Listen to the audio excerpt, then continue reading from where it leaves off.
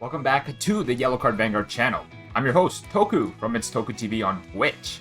Every Monday, I'm streaming Vanguard content, and the past few Mondays, we've been brewing up clan collection lists and testing them. So, swing on by to be part of the process. We're on the home stretch for clan collection, and today we've got some lightning dragons on our plate. Narukami's Vowing Sword dragon makes a return to the Eradicator archetype in the release of clan collection. Let's see what he brings to the table. Of course, we've got the namesake headlining the new support. The new Grade 3, Eradicator Vowing Sword Dragon. During your turn, when your opponent's normal unit is bound from somewhere outside their deck, your opponent can bind up to one card with the same name and bind it as well. Afterwards, one of your units will gain 5k. If they do not bind, however, that unit will gain 10k instead. Its second effect happens when rode upon.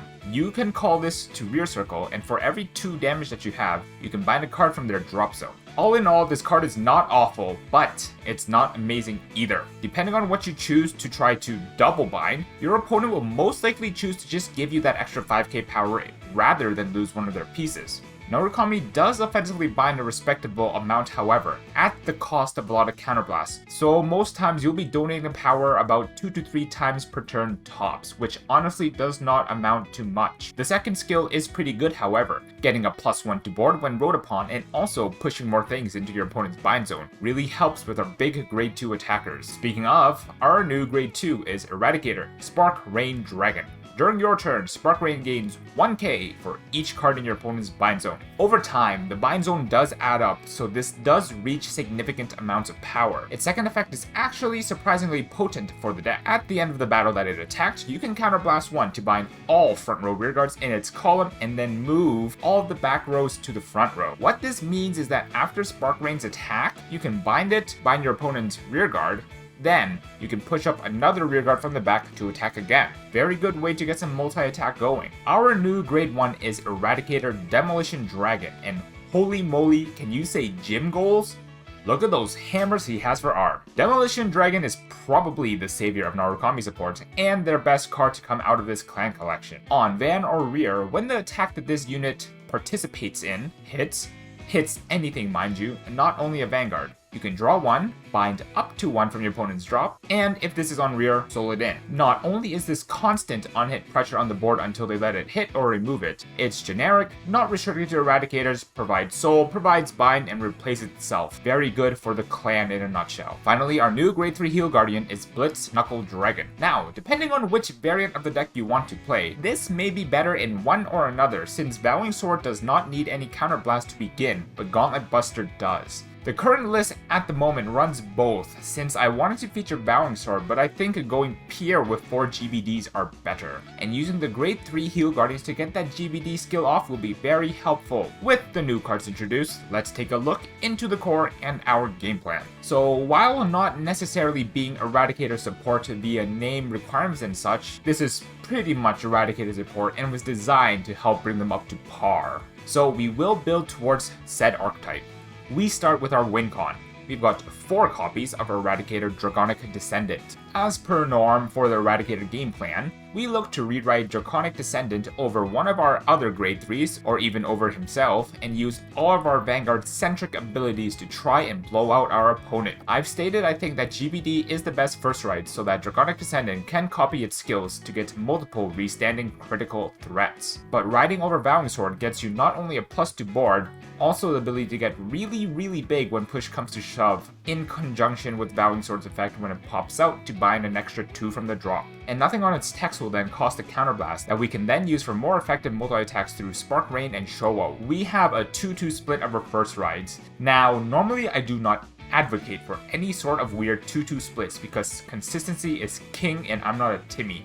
But I do show both of them right now at 2 and 2, since you can choose which one to play at 4 as your ideal first ride that your Dragonic Descendant will copy. Personally, as stated multiple times before, I like running 4 Gauntlet Busters over any number of Vowing Swords, but it's worth testing which one you like more and performs better. Hint, it's Gauntlet Buster.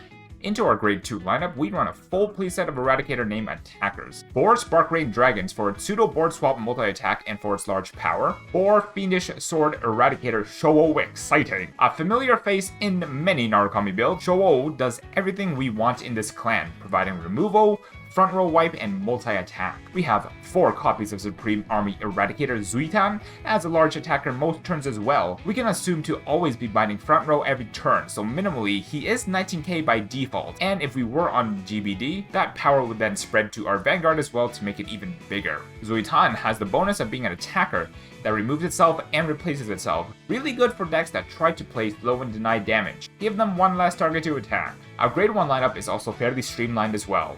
We run 4 copies of Mighty Bolt Dragoon. It goes without saying, but in a Vanguard-centric deck, it's imperative that we find our key grade 3s as soon as we can, and Mighty Bolt helps. Similarly to most grade 3 tutors, Mighty Bolt should always be 13k as well. We've got 4 copies of Isolation Eradicator Nusku, just a good filter period. We're able to trade our worst card in hand for the best Eradicator in top 5. Swap an extra grade 3 for some rear guards, swap the quick shield for any unit. Possibilities are endless with Nusku. We also run 4 copies of Eradicator Church of Iron Dragon, just an insane card overall, providing on-hit pressure every turn it's on the board. And did you know that every time its battle hits, you draw 1, but you only soul it in if you choose to bind. As long as your opponent can't remove it from the board, you always have a sneaky way of getting a draw. Finally, we have the card that enables our sure kill turn. 2 copies of Desert Gunner Gaihan. We only ever need to see this once and use it once. If we get Dragonic Descendant to ride over Gauntlet Buster, Gaiban's Sentinel Restrict skill should be able to close out games, getting our Descendant to swing very large with a disturbing number of crits to finish off our opponent. Our trigger lineup consists of the standard 8 crits, 4 draw Sentinels, and 4 grade 3 heal Guardians. It'd be cool if our grade 3 heal Guardians had the Eradicator name so we could have 8 grade 1s that we could pick up when we go second. I chose crits over front since I feel the fronts are wasted with Chowo's attack timing, and our front row isn't as big as other XL decks such as Gold, so that front doesn't spread as wide. Crits are also more frightening on restanding units, in example Dragonic Descendant. As stated before, our goal is a very simple one. We want to first turn ride, GBD or Vowing Sword, whichever one you choose.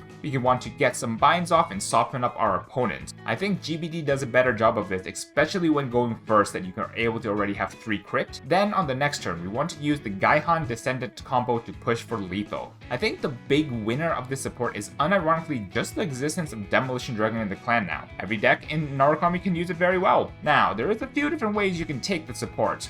One of the ways that I'll personally be taking it is to throw the grade 2 and grade 1 into a Vanquisher deck.